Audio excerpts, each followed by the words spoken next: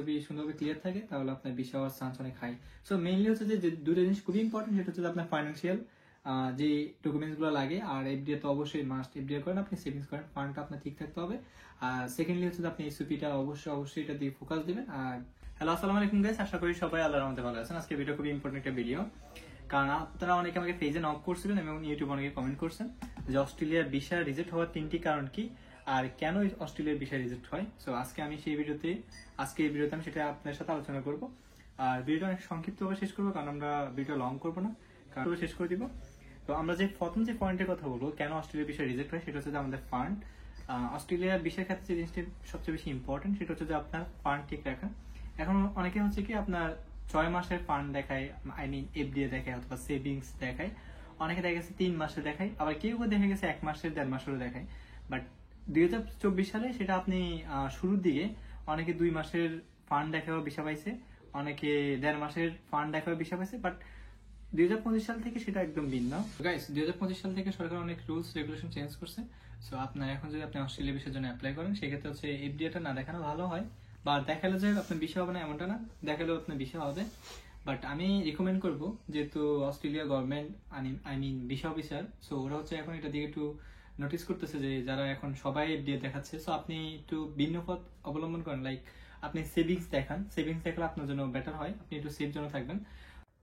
Guys, 2 নম্বর যে point সেটা হচ্ছে আপনার ডকুমেন্টস। আপনি যে ডকুমেন্টসগুলো সাবমিট করবেন অস্ট্রেলিয়া ভিসার জন্য, সেই ক্ষেত্রে আপনার ডকুমেন্টসগুলো অ্যাকুরেটলি তৈরি করতে হবে।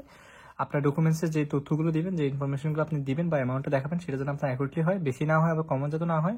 কারণ ডকুমেন্টসগুলো হচ্ছে মেইন জিনিস, কারণ আপনার ডকুমেন্টসের উপর বেস করে আপনার ভিসা কিন্তু অ্যাপ্রুভ করবে। সো ডকুমেন্টসের উপর আপনাকে বেশি গুরুত্ব দিতে হবে। সো এই জন্য আপনাকে ভালো একটা এজেন্সি, ভালো একটা লয়ার আপনাকে ধরতে হবে, কারণ ভালো লয়ার, ভালো এজেন্সি বলতে পারবে যে আপনার কতটুকু দেখানো উচিত, কি পরিমাণ দেখানো উচিত, কোথায় কোন জিনিসটা করা উচিত, এটা আপনার লয়ার আর আপনার এজেন্সি বলতে পারবে। সো এই জন্য ভালো এজেন্সি, ভালো লয়ার অবশ্যই আপনি ধরবেন। কারো যদি এজেন্সি নিয়ে কোনো কনফিউশন থাকে অথবা লয়ার কোথা থেকে ধরবেন, যদি আপনাদের লয়ার থাকলে আপনার ভালো কথা, যদি লয়ার না পান বা এজেন্সি সম্পর্কে যদি কোনো আইডিয়া নিতে চান অথবা স্টাডি রিলেটেড, স্টুডেন্ট বিষয়ে অস্ট্রেলিয়া রিলেটেড কোনো যদি তথ্যের প্রয়োজন হয়, তাহলে আমাকে বলতে পারেন, আমি আপনাদেরকে ফ্রিতে হেল্প করবো, সমস্যা নেই। তারপরে বলবো যে ডকুমেন্টসের উপর অনেক বেশি গুরুত্ব দিবেন, কারণ এটা আপনার জন্য খুবই মেইন একটা জিনিস। সো এটা যদি আপনার ঠিকঠাক ভাবে না হয়, বিষয় কিন্তু আপনার অ্যাপ্রুভ হবে না। আর একটা বিষয় রিজেক্ট মানে আপনি 22-23 লাখ টাকা দিয়ে অস্ট্রেলিয়াতে অ্যাপ্লাই করলেন, কিন্তু আপনার এত লাখ টাকা দিয়ে ওয়েট করলেন, মানে এত লাখ টাকা দিয়ে আপনি অ্যাপ্লাই করলেন, আবার 3-4 মাস ওয়েট করলেন, টাকাগুলো, সময়গুলো, বিষয় রিজেক্ট হলে আপনার 4 থেকে 5 লাখ টাকা ইজিলি লস হয়ে যাবে।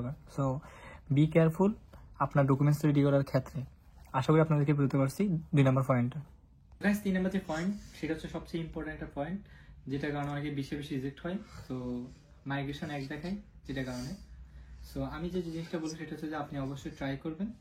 3 নম্বর পয়েন্ট হচ্ছে এসওপিতে আমরা সুন্দরভাবে ফুটে তুলতে পারি না, আমরা এসওপিতে সুন্দরভাবে এক্সপ্লেন করতে পারি না যে আমি অস্ট্রেলিয়াতে কেন আসতেছি, আমার গোল কি, আমার প্ল্যান কি, আর অস্ট্রেলিয়া কেন আমি চুজ করলাম। আমি যদি সুন্দরভাবে আমি আপনাদেরকে বলতেছি যে সুন্দরভাবে যদি আপনারা এক্সপ্লেন করতে পারেন এসওপিতে আপনার এখানে আসার উদ্দেশ্য কি, কেন আপনি অন্য দেশ সিলেক্ট করলেন না, অস্ট্রেলিয়া কেন সিলেক্ট করলেন, কেন এখানে আসতে চাচ্ছেন, আপনার পড়াশোনার মেইন মোটিভ কি, আপনি যদি সুন্দরভাবে এক্সপ্লেন করতে পারেন, আপনার ফাইন্যান্সিয়াল, আপনার ডকুমেন্টস রিলেটেড যে কোয়েশ্চেনগুলো থাকে ওগুলো যদি আপনি সুন্দরভাবে তৈরি করতে পারেন বা ওখানে এক্সপ্লেন করতে পারেন, সেক্ষেত্রে আপনার যদি এসওপি সুন্দরভাবে ক্লিয়ার থাকে তাহলে আপনার ভিসা হওয়ার চান্স অনেক হাই।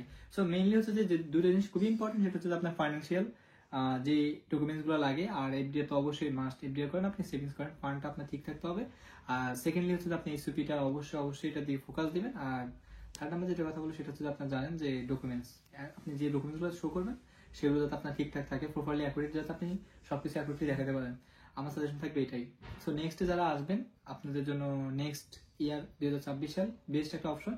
এরপরে বিশেষ আস্তে আস্তে কমতে থাকবে। সো আপনার যারা আপনার যারা আসতে চাচ্ছেন তারা কিন্তু নেক্সট 2টা ইনটেক আছে, ফেব্রুয়ারি জুলাই ইনটেক, আপনি আসতে পারেন।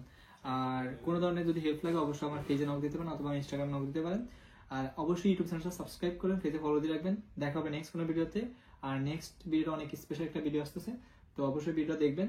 তো সবাই ভালো থাকেন, দেখা হবে নেক্সট কোনো ভিডিওতে। আজকে এই পর্যন্ত, আল্লাহ হাফেজ, আসসালামু আলাইকুম।